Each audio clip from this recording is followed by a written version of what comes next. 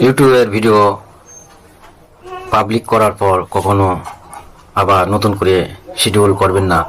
যদি এরকম করেন তাহলে আপনার ভিডিও অ্যালগরিদম যেহেতু পাবলিক করার পরে এই ভিডিওটির নোটিশ আপনার সকল সাবস্ক্রাইবারের কাছে পৌঁছে দিয়েছে, তো এখানে অনেক সাবস্ক্রাইবার আছে যারা আপনার ভিডিও দেখার জন্য এই নোটিফিকেশন থেকে আপনাকে যখন ক্লিক করবে তখন দেখবে যে এই ভিডিওটি আর পাচ্ছে না।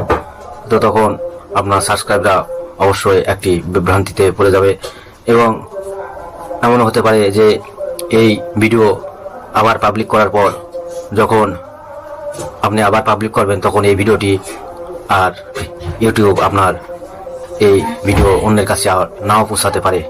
তাই অবশ্যই ভিডিও পাবলিক করার আগে এই ভিডিওটি আপনার যদি কোনো কাজ করার ইচ্ছা হয় তাহলে অবশ্যই এই ভিডিওটি আপনি আনলিস্টেড করে আপনার সকল কাজ সম্পন্ন করার পরে একবারে ফাইনাল সিদ্ধান্ত নেওয়ার পর তখন এই ভিডিওটি পাবলিক করবেন।